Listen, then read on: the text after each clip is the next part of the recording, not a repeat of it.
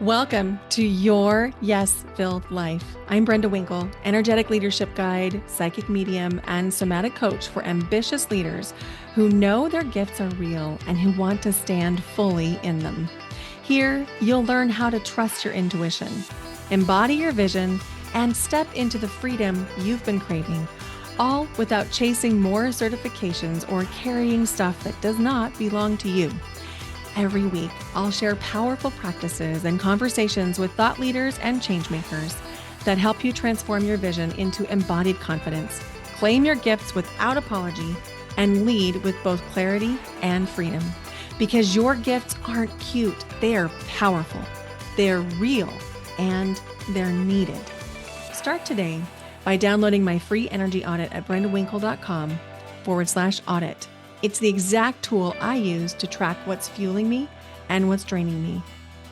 It will help you discern between that hit of achievement and true joy so that you can lead with more clarity and impact.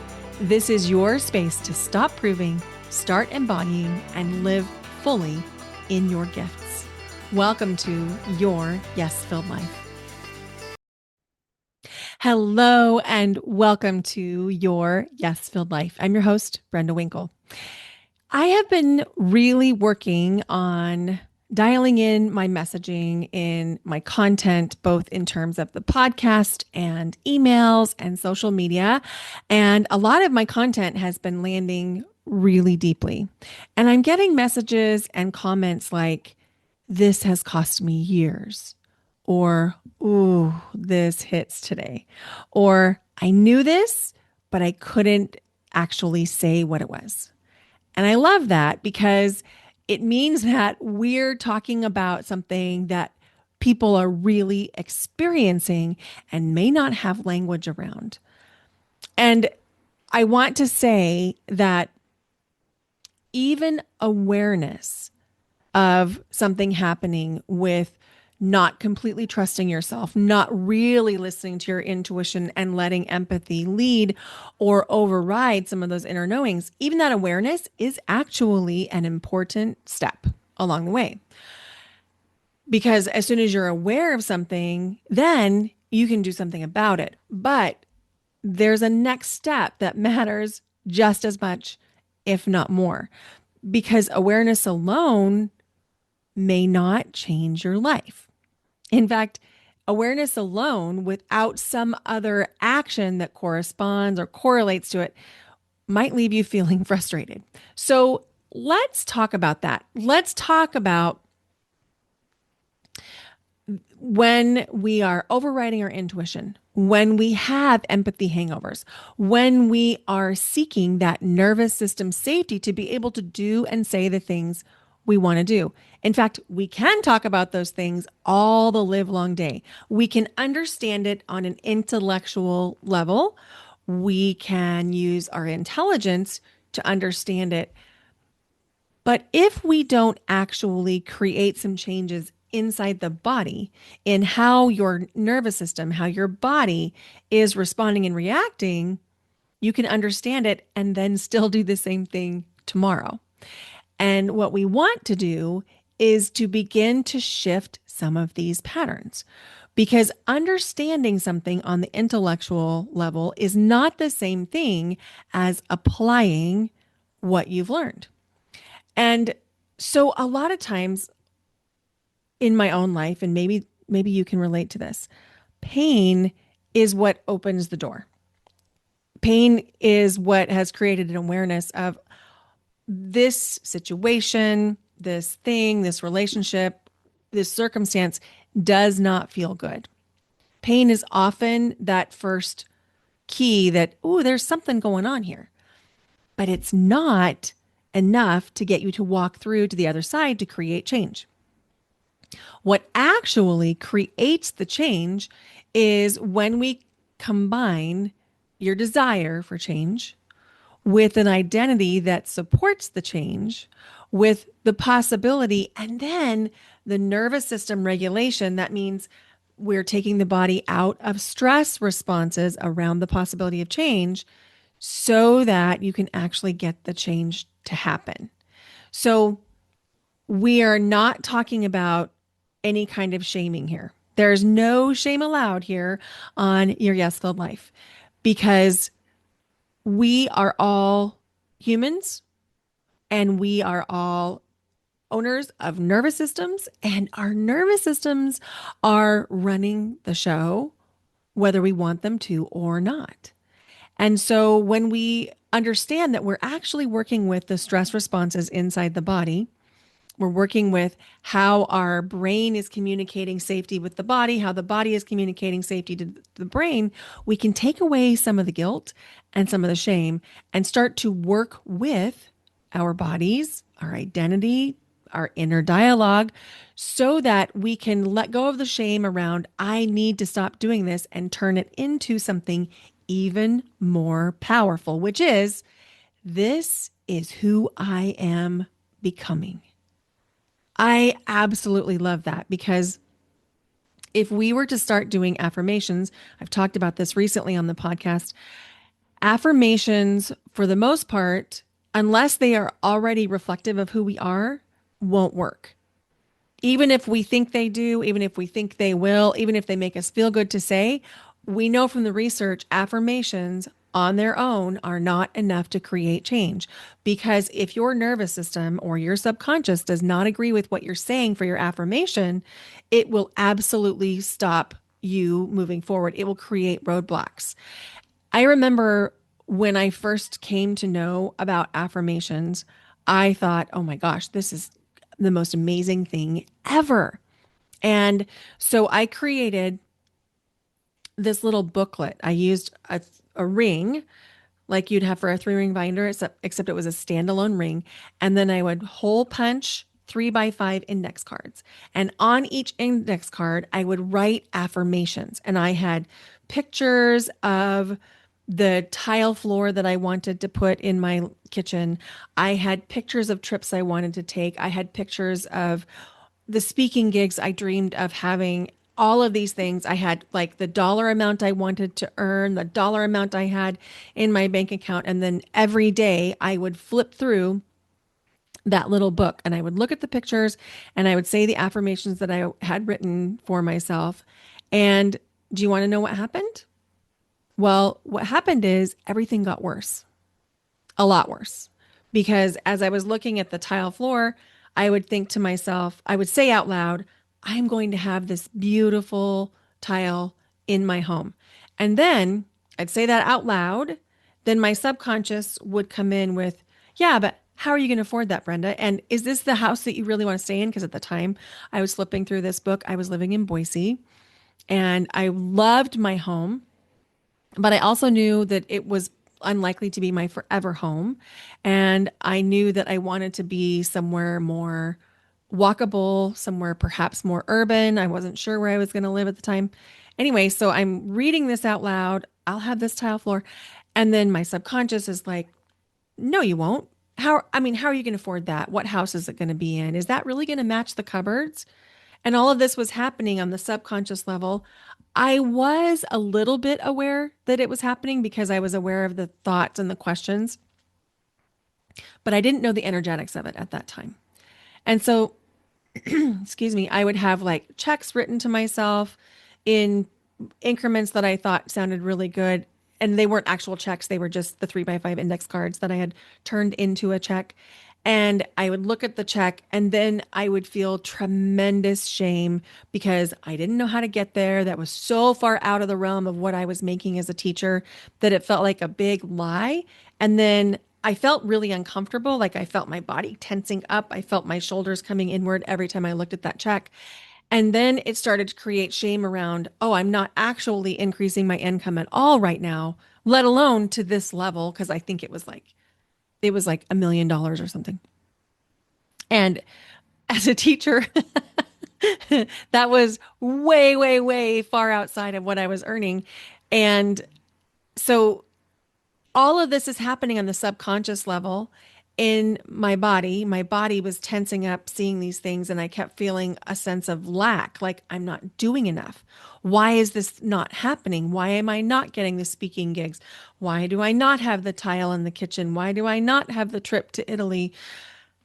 And it took a long time to realize the reason was I was actually feeding the doubt. I was feeding the lack.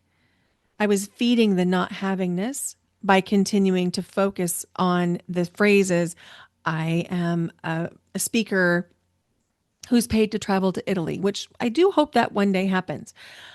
I learned from a book called The Little Book of Affirmations by Noah St. John that when you shift the intro statement, you can shift the energy.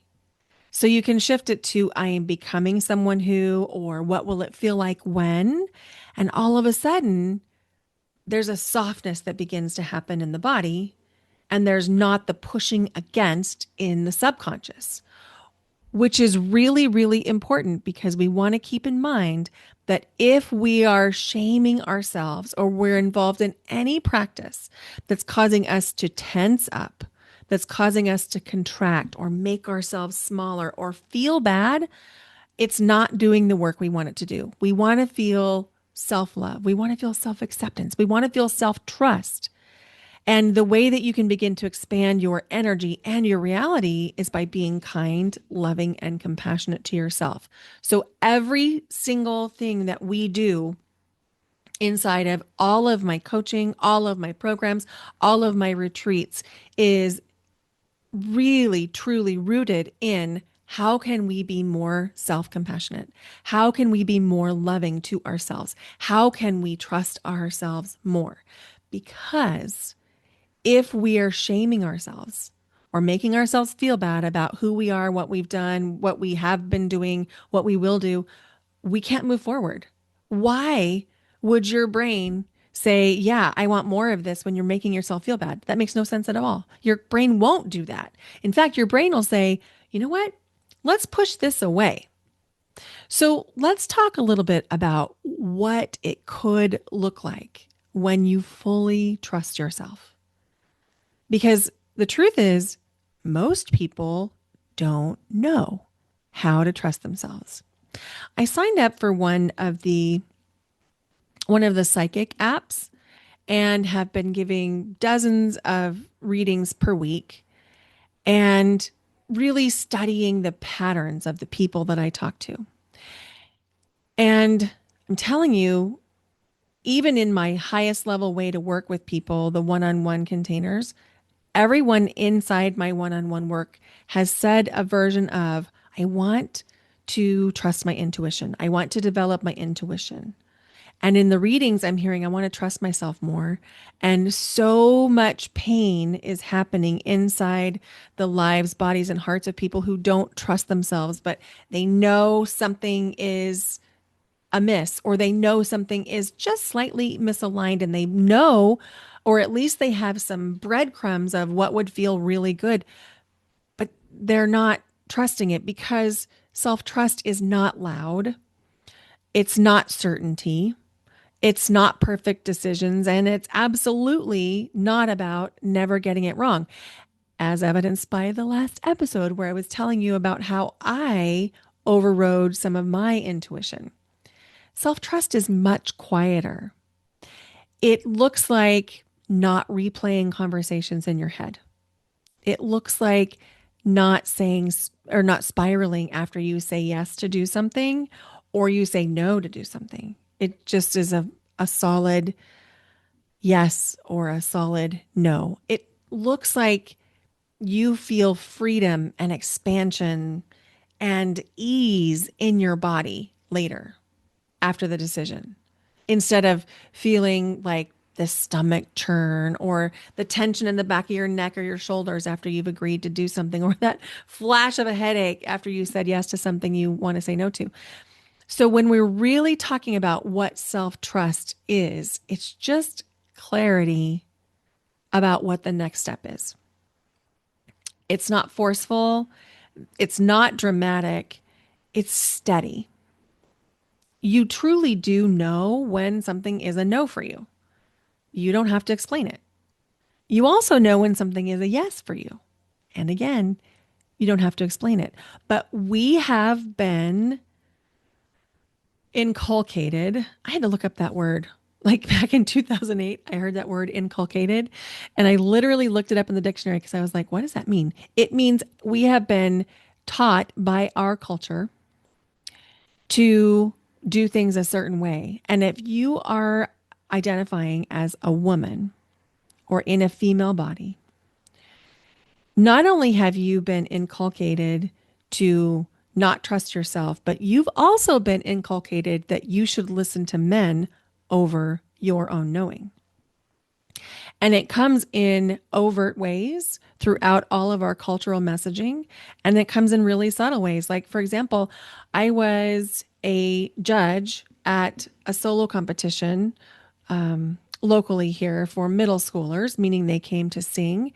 And there was one individual who was another peer of mine who is male, and this person kept changing where I would ask singers to start in their song. So what happens is they come in, they sing their song, they perform it, and then I offer feedback. It's not competitive. Nobody's like winning or losing. It's really just for enrichment and learning and instruction and getting a chance to work with professional musicians and getting to hear them sing. And so that was my job. I would sing with the kids on different parts.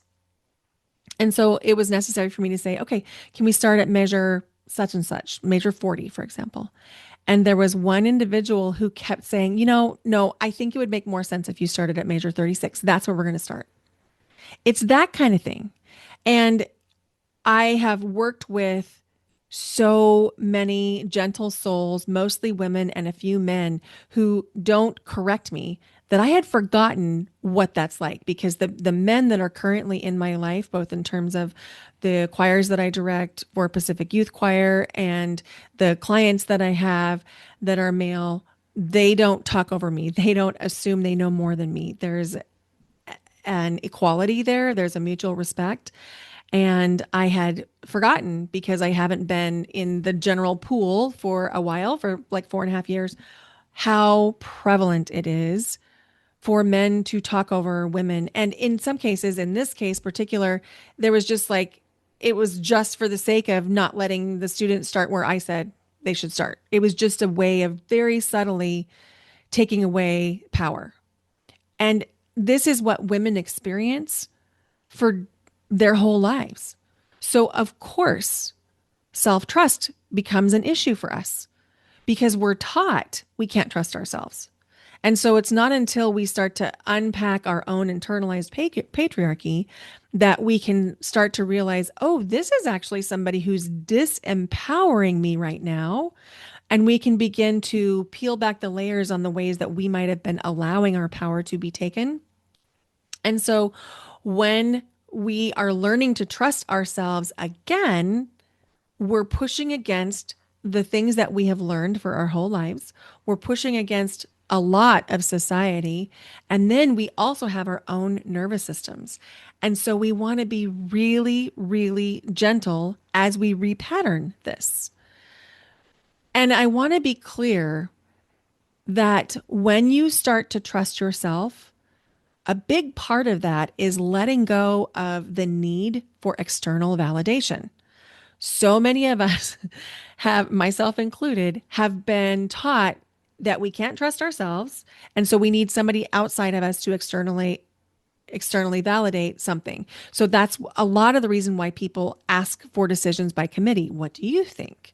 What do you think? What do you like? What do you think I should do? We're taught that. And when you really get to be in a state of true self-trust, you might still love to have other people's perspectives because you just want to share things with them and you want to know what they think, but you will no longer need their validation because you'll have a steadiness and an absence of the internal noise because you're going to have a solid knowing, whew, this is mine. And that's what happened to me at this vocal festival. I was like, no, really, I do want to start there. And here's why. And I was able to justify every single one, which I don't enjoy being in a position where I have to justify things. It can bring out a rather assertive side of me, but I am capable and willing to do it if needed. Now, here's the thing. part of this that we're talking about is an identity shift. So part of it's the nervous system stuff where we feel safe enough to say, this is for me, this is not for me. But part of it is identity shift. And when your identity shifts so that you become someone who totally trusts herself, you move differently, you decide faster, although the goal is not speed. I'll talk about that in a second. You trust your no, you stop over explaining, you feel calmer in your body. A big part of the deciding faster, I want to come back to that, is not that you actually decide faster. It's that you know to take a pause before you make the decision so that you can decide cleanly. This doesn't happen because you learned more. This doesn't happen because you have more information. It happens because you stay with yourself in the small moments. You truly learn to prioritize the inner nudges, the, I think I should moments, and you learn how to understand the cues that your body is giving you that something either feels aligned or not.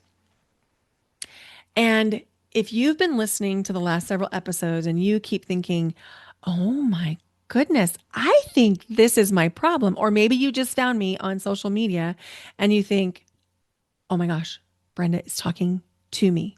I want to offer you this. This is also your greatest potential because the same sensitivity, the same awareness, the same empathy that has you not trusting yourself is exactly what allows you to develop and build that self trust even faster. If the version of you feels far away, that's okay. It's not built overnight. It doesn't happen in a day. If you've been with me for any length of time, you know that this current place where I am has been an evolution. And if you're just coming into my world and you're just getting to know me, go back and watch some of my old videos. There are some on there where you can tell I am like so worried about what I think or what I sound like or what I say. I'm like locked up and trying to be prim and proper and trying to show you how smart I am. And that has changed. And I want to also name that when we're shifting identities, it is not because an identity has been bad or wrong or not even one that we loved. That's one of the myths about identity is that when we move into a new identity, it's because we didn't like the old one. That's not true. I have loved who I am at every step of the way since I went on this healing journey beginning in 2007. I genuinely have loved myself at every step of the way. And so part of the reason that we don't want to step into a new identity is because we worry what will happen to my old identity. I mean, what about the people that I learned to love in that time? What about the people that loved me in that time? What about the experiences? Does all of that just go away? Is all of that not good? Is all of that invalidated? And the answer is no, none of that is invalid. All of it matters. You know, just this week, I created some co working time for my membership, the Empowered Empath Collective. And we were doing out some where we were doing some cleaning out and we didn't specify the topic. It could have been like cleaning out digital files or mail or clothes or the garage, didn't matter. And I happened to be working in my closet and I was cleaning out clothes in my closet. And one of the things that I was noticing is I love all the clothes in my closet, even the clothes I put in the bags that no longer represent who I am. I still love them. I love the person I was when I wore them. I love the person that I am now that they no longer feel like they're part of who I am. Identity shifts are not about disliking or not honoring who you've been. It's the opposite. The more you can truly honor who you've been, the easier it is to step into the new identity. And that allows you to pause longer instead of reacting or auto yesing something like saying yes too fast. It allows you to notice what's happening instead of just overriding yourself or pretending like you're not getting the nudges that you're getting about either things you should be doing or things you should not be doing. And it allows you to really stay with yourself instead of betraying yourself or leaving what's best for you just to make someone else feel better. This is exactly the work we practice inside of the membership, the Empowered Empath Collective. It's not about understanding the pattern. I mean, that's part of it, but you can understand things. The real work is catching it while it's happening in real time with support so that you can take the next right action. You can know a whole bunch of stuff, but if you don't do anything with it, it just will frustrate you and lead to negative self talk. And for some of you, you want to collapse time.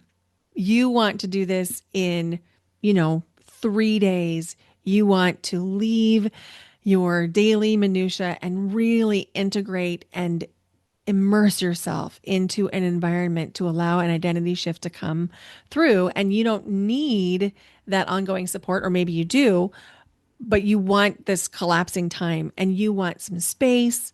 You want some separation from the daily minutia of the laundry and the picking out the meals and the grocery shopping and that type of thing. And you want more of an immersive experience. And for you, I created the Ignite retreat because this is where we slow everything down. We get really clear on what's right for you.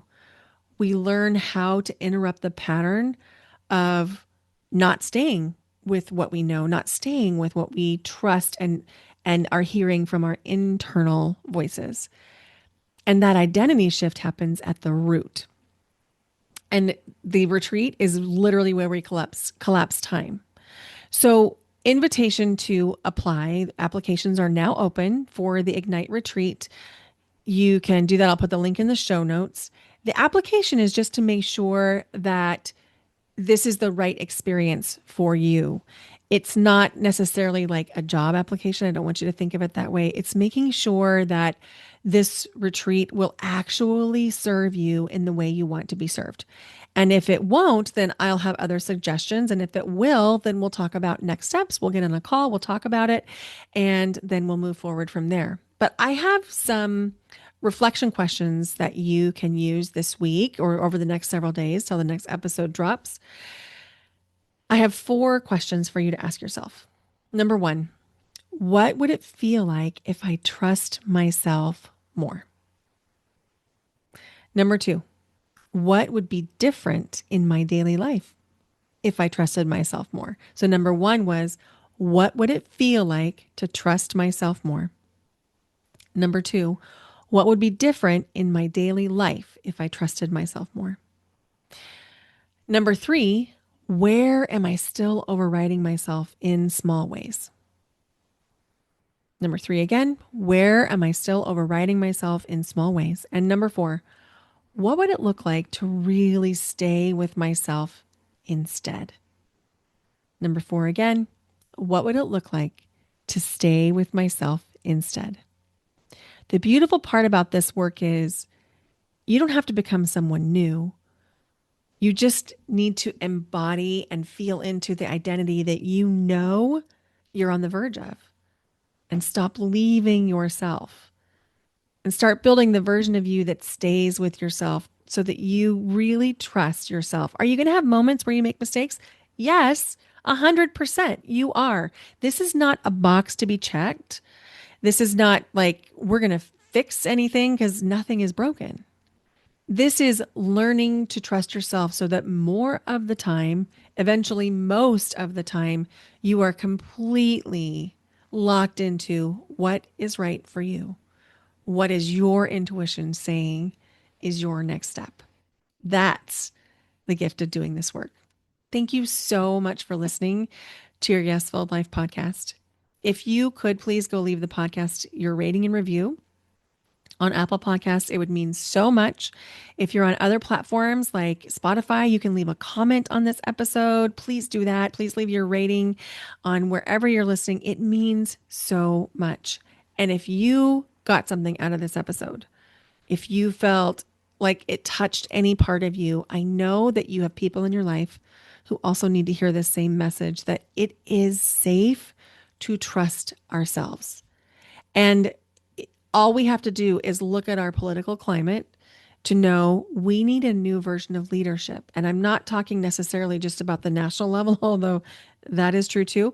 I'm talking about we need new leaders in our families, in our schools, in our communities, in our businesses, in our states. And it starts with being able to trust ourselves. I guarantee you that we would not be in the position that we are in currently if we all trusted ourselves. And that's my mission, is to help you, the deep feelers, the compassionate people, the empathic leaders, really trust yourself. Thank you for being on this journey with me. Bye for now. Until next time.